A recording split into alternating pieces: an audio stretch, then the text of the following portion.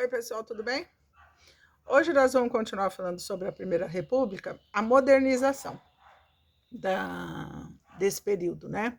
Nós vimos que a Primeira República foi de 1889, né? Proclamação da República, que foi em 15 de novembro de 1889, até 1930, quando a gente teve um golpe, né? E aí passou para um outro sistema lá, depois a gente vai ver, né? Com Getúlio Vargas, tá? Então, esse período da Primeira República, a gente teve uma Constituição, lembra que eu falei? E a gente teve uma modernização, sim, no Brasil. Então, as indústrias começaram a aparecer no Brasil, que isso é muito bom para o desenvolvimento, né? Não se faz um país sem industrializar. Inclusive, vocês vão ter que entender daqui para frente que enquanto o Brasil só produzir grãos, não é bom. Ele tem que industrializar os grãos, tem que ter mais indústrias de grãos. Então, por exemplo, hoje, né? Hoje, eu produzo algodão e mando esse algodão para a China. Eu mando ele num preço muito baixo. Mas se eu produzir tecido com esse algodão e mandar para a China, eu ganho muito dinheiro em cima disso. Eu agrego valor. Hoje se diz isso, agregar valor a um produto. Então, por exemplo, eu produzo algodão e transformo ele em fralda de bebê, né? O que acontece? Isso ganha muito valor, eu vendo muito mais caro.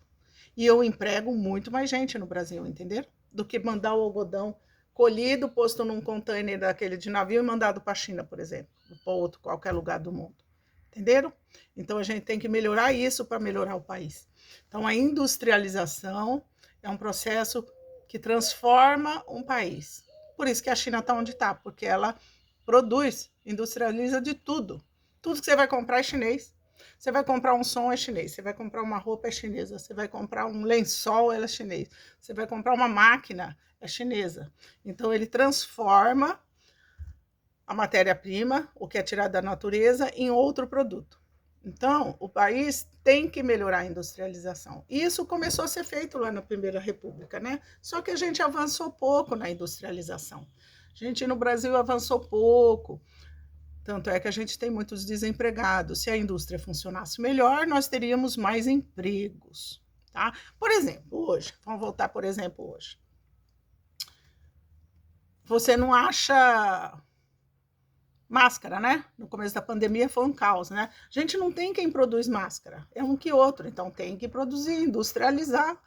O algodão tem que virar máscara, tem que virar seringa, você tem que produzir seringa para as injeções, né? Para vacina, você tem que produzir essas coisas, todos esses equipamentos, aventais de médico, você tem que produzir de tudo. A indústria é muito importante no país.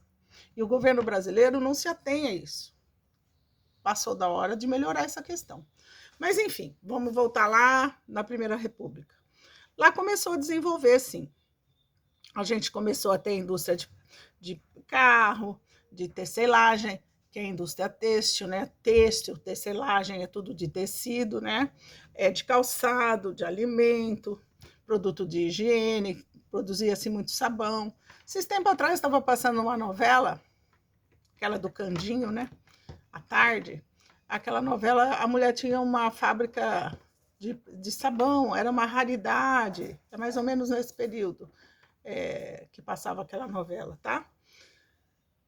Aí eu mandei um mapa para vocês e mostra, né, a estamparia Colombo, né, que estampa tecido, né, uma Maria Fumaça ali e tal, tem a imagem do café, você tem que ter a indústria, né, do beneficiamento do café, tudo isso foi acontecendo. E outra coisa que beneficiou a indústria brasileira naquela época foi a Primeira Guerra Mundial. Esse período, a Primeira Guerra Mundial é lá por 1917, 18, por aí, né, 14, né? Então, tá dentro desse período, né? De 1989 a 1930, né? Que é o período da Primeira República. A Primeira Guerra Mundial já tinha canhões, já tinha tanque de guerra, já tinha jipe, e eles precisavam de pneus. E o pneu era tirado do látex aqui do Amazonas.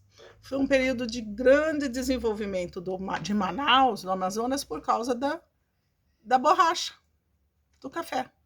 Porque produzia-se a borracha para produzir pneu para guerra, para tanque de guerra, para jipe, para aquela coisa toda. Sabiam? O Brasil foi grande produtor de pneu, de Eu não tenho muita certeza se a gente mandava esse látex para algum lugar produzir ou nós mesmos produzíamos. Mas, enfim, o nosso látex é que produziu a maioria desses pneus para a guerra, tá? Todo material de guerra é chamado material bélico, tá? Material bélico. É o material da guerra, tudo que você usa na guerra. Um tanque, uma arma, uma bala, tudo isso é material bélico. Então, a borracha foi um produto extremamente importante nessa ocasião, tá?